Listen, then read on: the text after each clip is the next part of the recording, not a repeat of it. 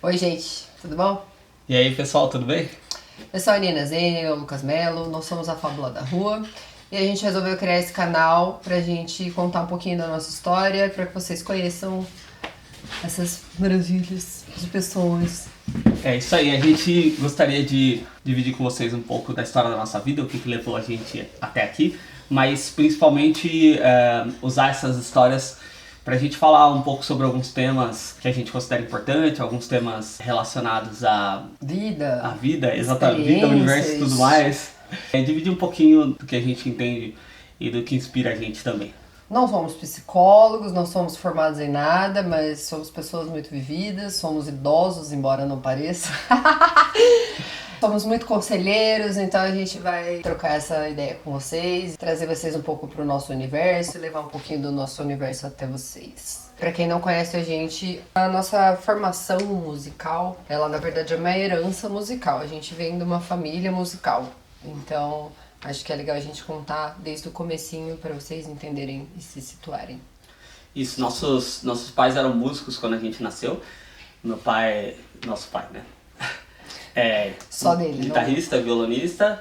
Nossa mãe era vocalista. Hoje em dia ela não canta mais. Letrista também, Letrista. ela fazia composições, poesias, etc. Nosso avô tocava acordeon. Bom, o fato deles serem músicos teve muita influência na nossa vivência, na nossa infância, né? Em como a gente foi criado, a gente sempre estava no meio dos ensaios, a gente sempre via os equipamentos na sala, os pedais que meu pai não deixava a gente mexer. Livrinho, a gente é da década de 80, então na nossa época tinha. Tá, pessoas jovens que estão nos assistindo. Naquela na época não tinha cifra clube. Exato, exato, tinha internet, era só mato. E aí tinha aqueles livrinhos de cifra, então na nossa casa sempre tinha um monte de livrinhos desse no chão. E a gente, com uma certa frequência, também ia ver nossos pais. Eles tocavam em um bar na cidade de Campinas que chamava Ilustrada. E algumas vezes a gente via lá. Então essa convivência com o palco e com ensaios, com esse ambiente, bandas, etc. em geral, foi bastante forte pra gente na infância, que inevitavelmente acabou direcionando a gente nesse sentido também. Mas, como nem tudo são flores na vida do músico, além da questão musical, a gente quer trazer também questões de vida pra vocês, né? Questões que as pessoas se identifiquem, pautas pra discussões, enfim. E aí a gente vai falar um pouco sobre o relacionamento dos nossos pais, o que a música influenciou também nesse meio, né? O fato de ser artista, como isso se relaciona, né? A gente vai falar sobre os conflitos de ter uma família artista. bom, a gente vai falar um pouco sobre a história deles, e a gente vai também discutir um pouco sobre algumas opiniões que a gente tem a respeito desse caso em específico, mas explorando um pouco o sentido geral sobre essas coisas, né?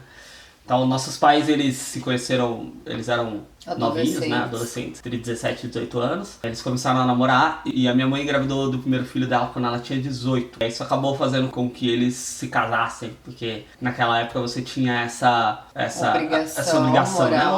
Hoje em dia, em alguns lugares e para algumas famílias isso ainda existe, né? Mas felizmente isso tá... Pois é, minha gente. Está se diluindo ao longo do tempo, mas naquela época era bem forte, né? Então eles acabaram se casando por causa disso. Minha mãe perdeu o primeiro filho e por conta de toda essa questão de trauma e de tudo mais, eles já estavam meio que se preparando para receber essa criança. Eles resolveram, já que eles já estavam casados, de qualquer forma, eles resolveram encomendar outro, exatamente. Que é o nosso irmão mais velho. Então, o primeiro ponto que acho que a gente gostaria de falar é sobre essa questão do casamento precoce, né? Eles se casaram muito cedo, por pressão da família, e por entender que era uma obrigação, dado que a minha mãe tinha engravidado, né? Bom, primeiro eu queria só deixar claro que eles se amavam muito, mas a gente quando é novo, às vezes a gente não tem a experiência de vida necessária, o conhecimento necessário para levar uma relação de forma saudável. E casamento é uma parada que exige muito, né? Nós somos casados, tá, gente? Ele com uma pessoa, eu com outra, somos irmãos, Isso, nós não caso... somos casados. Vida 2 é uma parada bem complicada, né? Requer muita responsabilidade emocional, maturidade. E casamento precoce, eu acho bem difícil de dar certo. Assim, a gente tem que entender que o casamento, qualquer relacionamento conjugal, na verdade, ele depende do nível de maturidade das duas pessoas, né?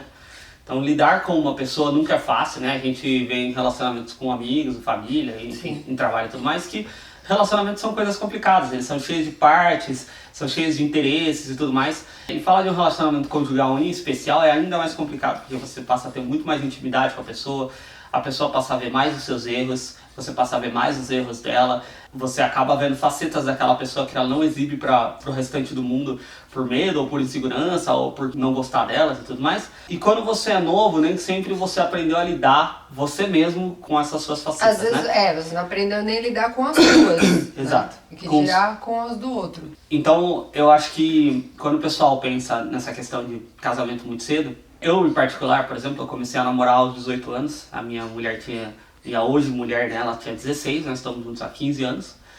Então pode-se dizer que a gente casou cedo, né? A gente começou a morar junto uns 2 anos, 2, 3 anos depois disso, acho que eu tinha 21, se eu não estiver enganado. Mas a gente morava em república, morava com outras pessoas, a dinâmica não era uma dinâmica exclusivamente de casal. Não, e não acho que não tem essa pressão, essa obrigatoriedade de casar. Exatamente. Né? Que é assim, vocês tiveram um desejo de viver juntos e tal. Acho que na época dos nossos pais, hoje ainda existe muita gente com esse pensamento conservador de tipo, engravidou, tem que casar, como se, sei lá, isso fosse a solução para todas as questões. Tipo, temos um problema, no caso a criança, tá ligado? Para resolver, precisamos obrigatoriamente formar uma família e tipo, eu não acho que esse é o molde mais adequado. Tipo, não tem nada a ver o fato de você virar mãe, virar pai, com o fato de você escolher ficar diariamente com a mesma pessoa, né? Isso inclusive leva a um outro ponto, que é essa questão da responsabilidade com os filhos, né? Tem muita gente que associa essa questão do casamento com essa responsabilidade com os filhos, mas também tem muita gente que, estando casado, não dá a mínima para os filhos. Então, na verdade, estar casado ou não estar casado não diz nada sobre isso, né? Assim como tem casais que às vezes nem são casais, é uma galera, tipo, 2 pessoas que ficaram e aí aconteceu uma gravidez e essas pessoas continuaram vivendo suas vidas, mas são ótimos pais, sendo solteiros ou não estando juntos, mas tipo, é uma ótima mãe, um ótimo pai. Acho até que isso tá relacionado, quando você tá de boa com você vai ser melhor para aquele ser que você tá criando, educando, enfim.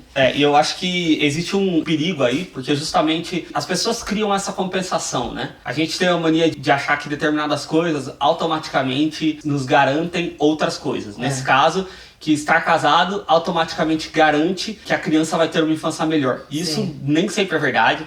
Isso não é uma regra, na verdade. Isso não é uma regra, né? Se a gente parar pra observar, quem tá assistindo deve ter pessoas que conhece, casais que conhece ou parentes que conhece, aonde isso não é verdade em definitivo. Algumas vezes, inclusive, a criança se beneficiaria mais de pais separados que conseguissem ter uma relação amigável. Exatamente. Do que de pais que estivessem juntos e em pé de guerra, exatamente, ou um traindo o outro, um não respeitando o outro, etc. Então, assim, eu acho que as pessoas, quando casam, por causa disso, quando elas fazem isso de forma mais ou menos consciente, elas na verdade estão tentando tirar o delas da reta. Né? Elas estão tentando, não, eu casei pra garantir, então eu tenho que... elas estão tentando uma solução rápida. O sacrifício que eu tô fazendo aqui é válido pra isso. O sacrifício dela é viver uma vida infeliz ao lado de outra pessoa que ela não ama. Isso não é benéfico pra ela. Por consequência, não é benéfico pra criança, porque a criança depende muito do estado mental dos pais, né? Como ela se sente, se ela se sente aceita, se ela se sente recusada. Depende muito de como os pais tratam ela. E às vezes o problema do pai não tem nada a ver com a criança em particular, mas a criança acaba sentindo como se tivesse, né? Porque a criança não tem esse nível de discernimento. Ela atribui a culpa, na verdade, pra ela, né? Uma autoridade pra fazer essa distinção. Então, eu entendo que... Então, casem conscientes, tá, pessoas? Casem porque você ama, porque você quer dividir a vida, não porque você ficou grávido. Porque você ficou grávida. Ou porque você engravidou alguém. Exatamente. E... eu engravidei, tenho 17 anos, 18 anos, sei lá. Engravidei. Não vou casar só porque é ruim. Não necessariamente é ruim. Eu acho que tem que ser ponderado se você ama aquela pessoa, se aquela pessoa te ama, se vocês estão preparados para viver juntos. E independente de se vocês estão preparados ou não para viver juntos, cabe aos dois, cabe a ambos a responsabilidade de cuidar da criança, certo? De se importar com ela, prover financeiramente para ela, de prover emocionalmente para ela, porque não é só pagar pensão que tá cuidando da criança, né? Você precisa Viu, lá. homens? Viram, Exatamente. Né? Para a grande maioria dos homens no Brasil, que a gente sabe Sim. que tem um monte de homem no Brasil que desaparece, Que é e pai na daqueles que certidão. não desaparecem, tem um monte que topam pagar as contas da criança e para por aí, né? Acredita que a responsabilidade tá feita. responsabilidade emocional, Exatamente. Então, se você tá numa situação dessa, pense com cuidado qual é a decisão que você quer tomar. E pense nessas decisões como decisões independentes, né? Uma Sim. coisa não tá ligada à outra necessariamente, mas as duas devem ser contempladas e com muito mais atenção à questão de como cuidar da criança, de como endereçar as necessidades dela, do que a questão do casamento.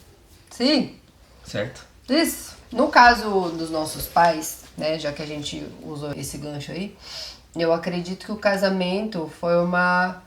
O casamento é uma projeção muito diferente, principalmente naquela época era muito diferente para a mulher e para o homem, né?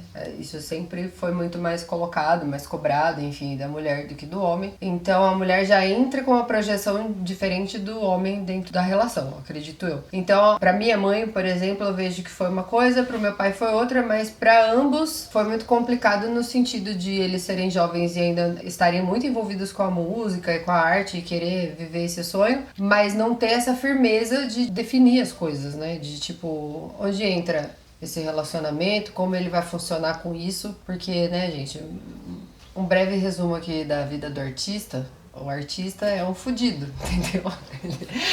Ele vende almoço pra comprar janta, sabe? Não é a vida mais estável do Brasil, do mundo, não é mesmo? Então, assim, você formar uma família, você criar filhos, tendo essa projeção, né, esse desejo de ser artista e tal, é mais complicado porque é uma outra estabilidade. Então, assim, quando você é artista e você quer correr atrás de determinadas coisas, isso exige uma certa liberdade que você estando sozinho, ou você estando com um companheiro, mas não tendo uma responsabilidade de uma criança pequena, que requer muitos cuidados, que exige uma outra atenção, é uma relação complicada. Então, eu acho que esse lance da responsabilidade com você mesmo, antes de você ter filhos, é importante porque aí você consegue identificar o seu momento e principalmente eu queria falar isso para as mulheres porque a gente tem o direito de escolher quando a gente quer ter filho, se a gente quer ter filho e se a gente não quer, porque a gente é criada para pensar só em casamento, mas na verdade você pode ser o que você quiser, então pense na sua carreira, na projeção que você tem pro futuro, no que você gostaria de ser. Porque a ideia de que a felicidade plena mora no casamento e em filhos, isso não é verdade, tá, gente? Felicidade mora em várias coisas, Sim. em realizações pessoais. E se filhos acontecerem, né, planejados ou não, para os homens, eu acho que é importante a gente ter em mente que se aquela pessoa que você ama, se você tem aquela pessoa em alta conta, você respeita ela, você admira ela, vale pensar sobre a questão de como isso vai afetar também os sonhos e desejos e aspirações dessa pessoa, né? Então eu acho que o homem em geral, ele tem essa questão que é lógico que vem da nossa criação machista, essa concepção um tanto individualista de pensar nos próprios sonhos, de pensar nas próprias projeções. Ah, mas o meu emprego, mas eu preciso fazer isso, eu preciso crescer na carreira e tudo mais. E muitas vezes, quase sempre, né, na verdade, ignora essas mesmas aspirações da pessoa que ele diz amar.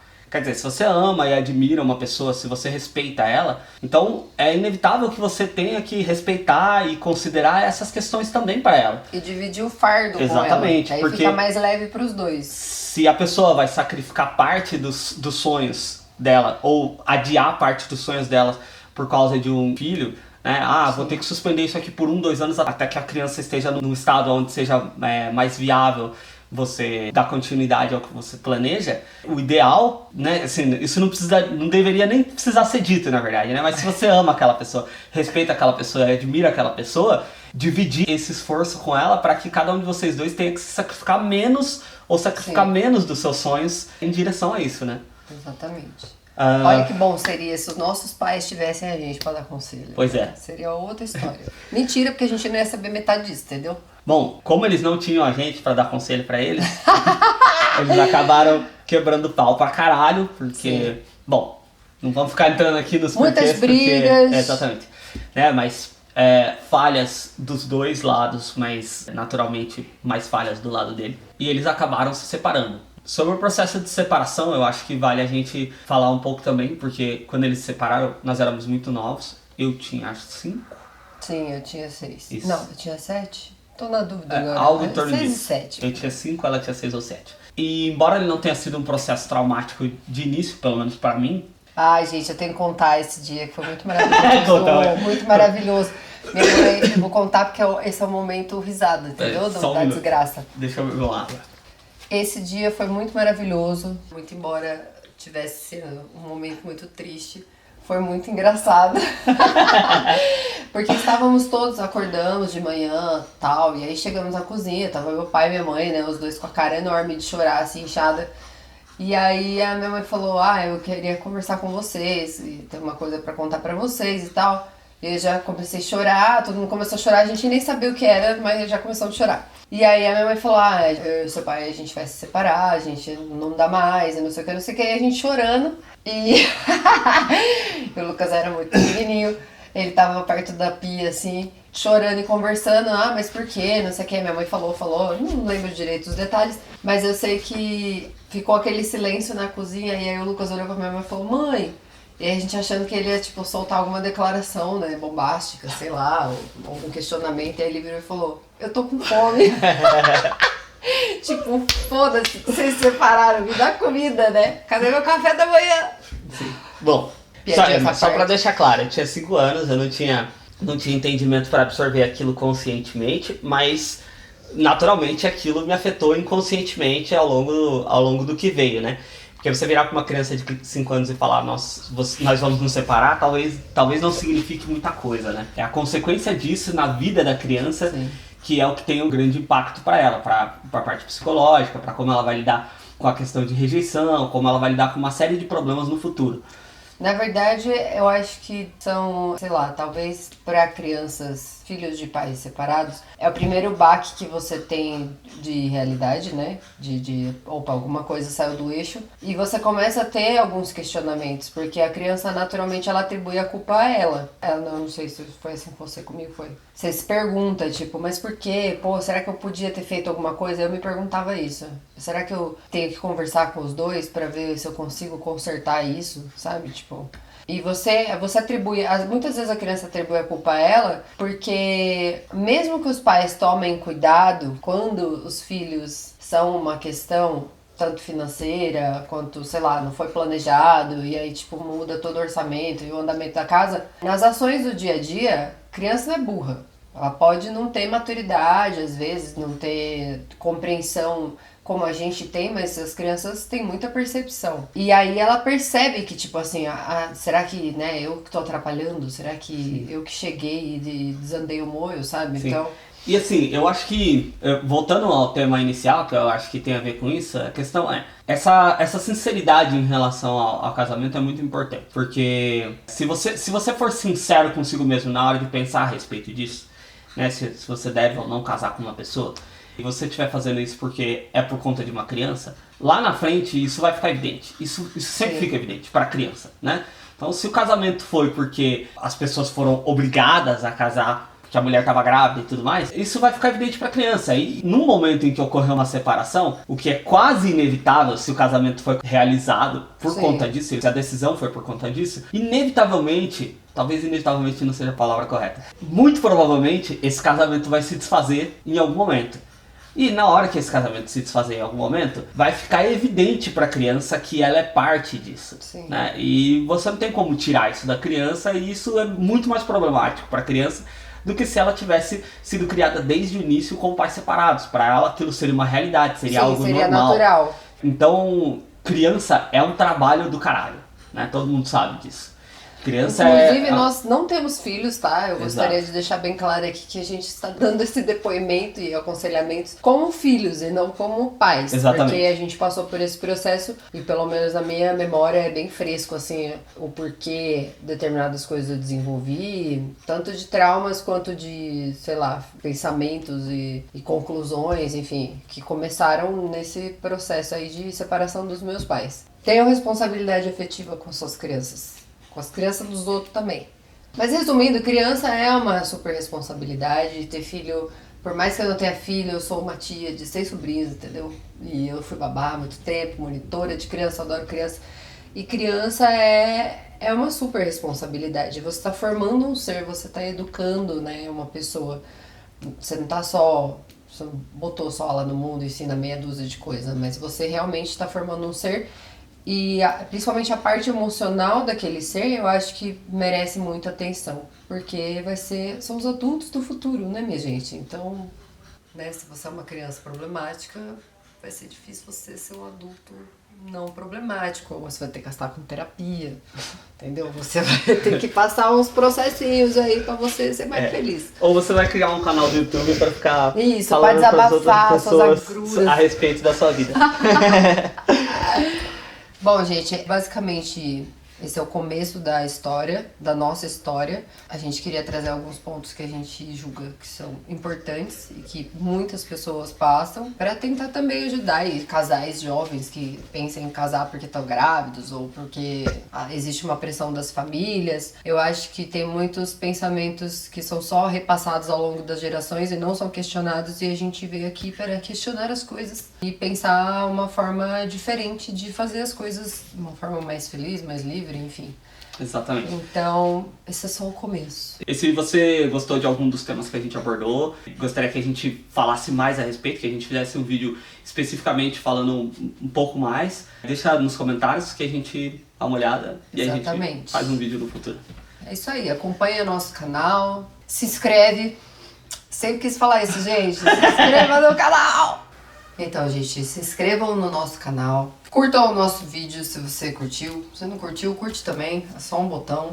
Tá tudo Se você certo. não curtiu, descurte, porque também dá interação. Isso, dá engajamento. Tá tudo certo. Compartilhe com os amigos que vocês acham interessante, que de repente está passando por uma situação semelhante à que a gente viu na infância, ou que já passou também, se identifica, enfim, com quem você queira. E é isso, fiquem de olho que vai ter mais. A gente vai falar de música, vai falar de comportamento, a gente vai falar de... Relacionamento, bastante. Relacionamentos, a gente vai falar muito de relacionamento, gente, muito.